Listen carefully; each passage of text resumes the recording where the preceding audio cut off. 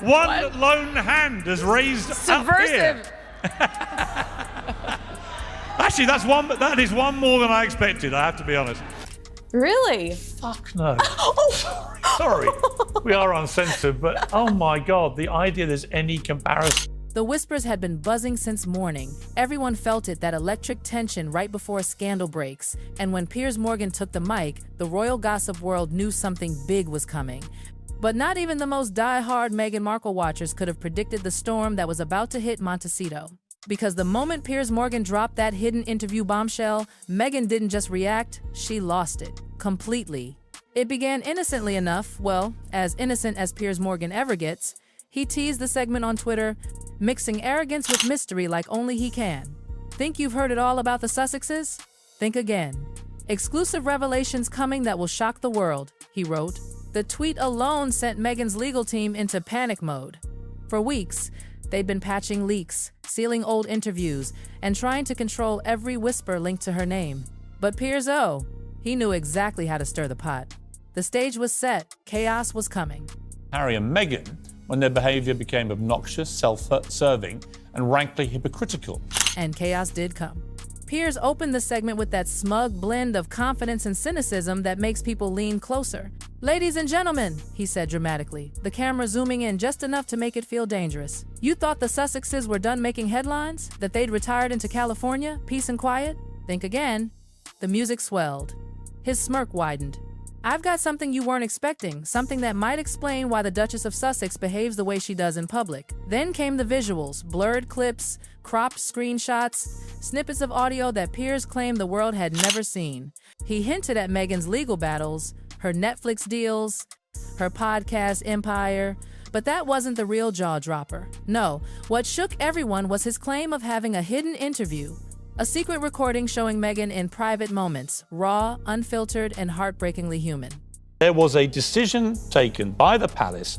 Within minutes, social media exploded. Clips of Morgan's teaser went viral. Hashtags like #Meghan Bombshell and #Morgan Exposes were everywhere. Inside Montecito, the mood flipped instantly. Sources say Meghan slammed her laptop shut so hard the sound echoed. Her assistants rushed in. Her team went from calm to crisis mode in seconds. Phones rang non-stop. Draft statements flew back and forth. Lawyers were looped in before lunch.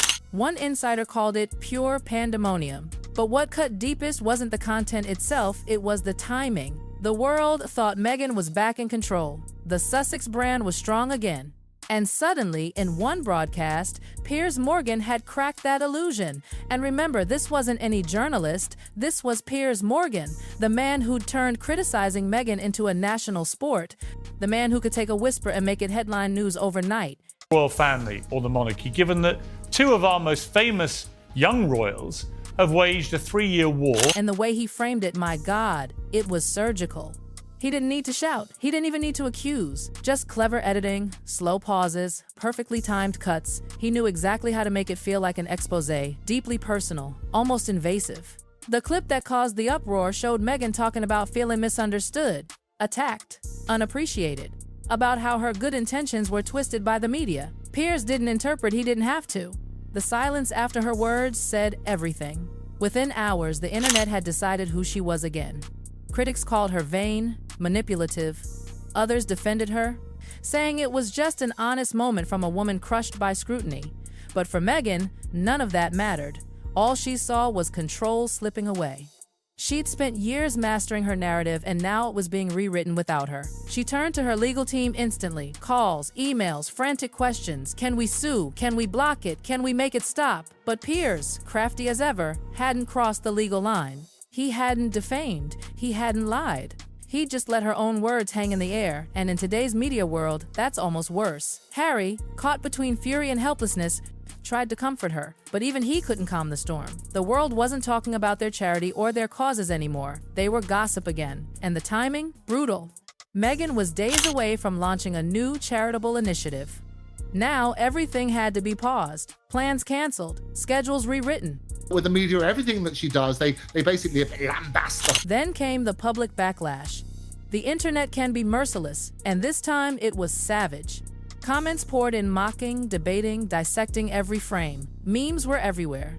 Influencers jumped in for views, pundits for relevance. It was open season on Meghan Markle. And behind the Montecito gates, the atmosphere grew heavier. One insider said she felt the walls closing in. It wasn't just public humiliation, it was betrayal. She trusted that interview, those words, that moment.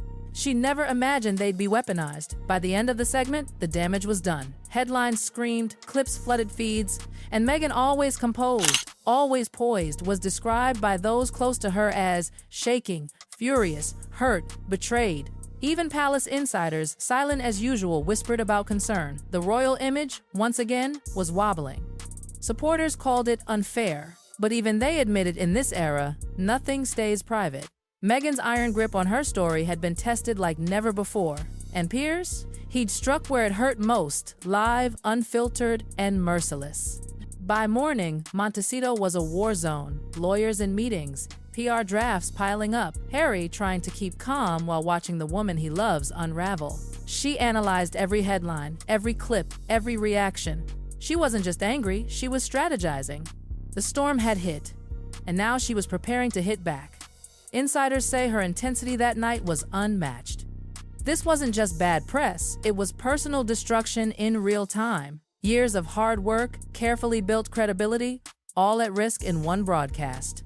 And as social media blazed, Meghan Markle, the woman who'd navigated Hollywood, royalty, and global fame, was, for once, cornered. The next morning, the house was buzzing. Meghan hadn't slept.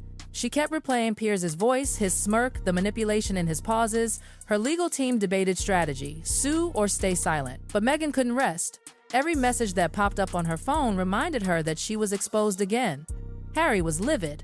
One insider said, "He's furious. He feels like they can't move without being dragged back under a microscope." And now, Meghan's private words are viral. It's cruel. They'd spent years rebuilding their image. Every photo, every project, perfectly timed.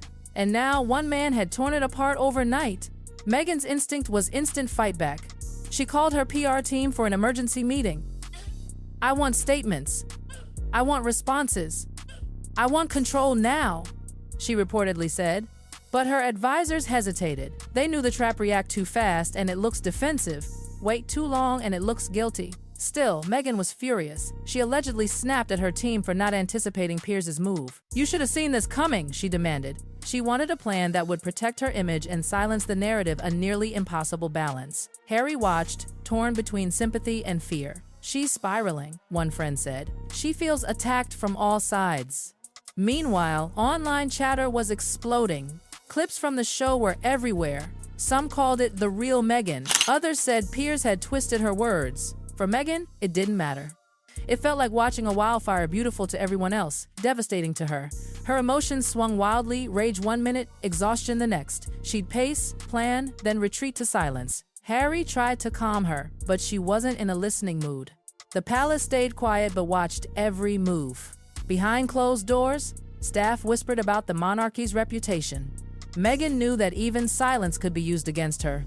By noon, her team had drafted multiple responses, press statements, tweets, even the possibility of an interview. But every idea came with risk. One wrong word could ignite it all again. "She's obsessed with timing," one insider said. "Every minute matters. She wants control back, and it's slipping through her fingers." Harry, still trying to mediate, grew weary. He could see the toll, the sleepless eyes, the clenched jaw, the quiet panic. By late afternoon, Meghan was done waiting. She demanded that every outlet sharing clips be contacted, every false narrative challenged. Her lawyers begged caution. "If you go after Piers, he'll double down," they warned, but Meghan wouldn't hear it. "I will not be silenced," she snapped. "Not this time." Harry tried reason. "Sometimes silence is the strategy," he said. But she shook her head. Silence is surrender. To her, this wasn't just about reputation. It was about dignity, about taking back the voice she'd lost. As the sun went down, Montecito turned into a war room. Dozens of calls, frantic emails, nonstop planning, every headline analyzed, every rumor tracked. By evening, even Harry looked drained.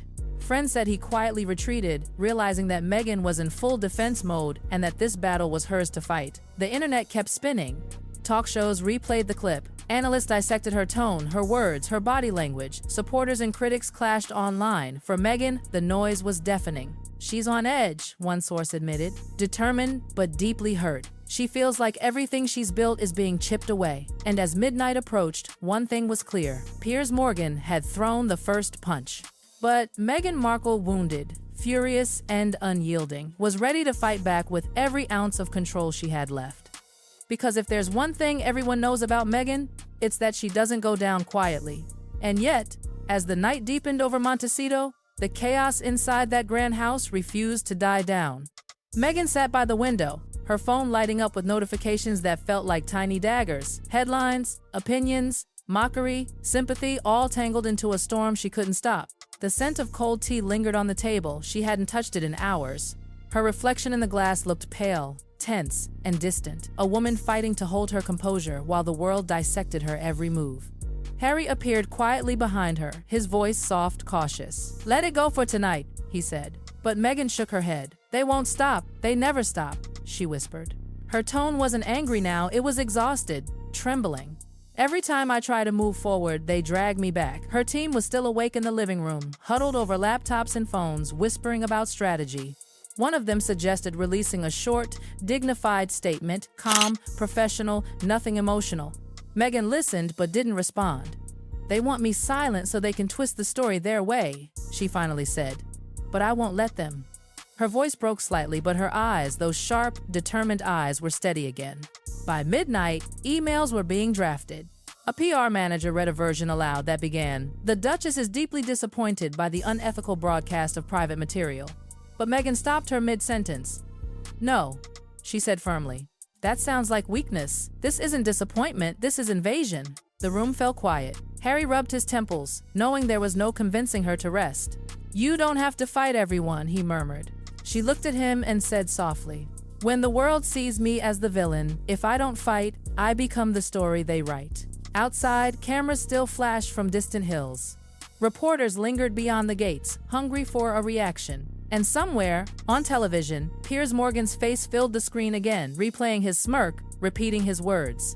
Meghan saw it, clenched her jaw and whispered, "He thinks he's won." But behind that fury was something else: resolve. A quiet, burning certainty that she would reclaim control, no matter how long it took. She stood, shoulders straight, eyes fierce. "Tomorrow," she said, almost to herself. "Tomorrow we start again." Because Meghan Markle might bend under pressure, but she never breaks, not even when the world's watching.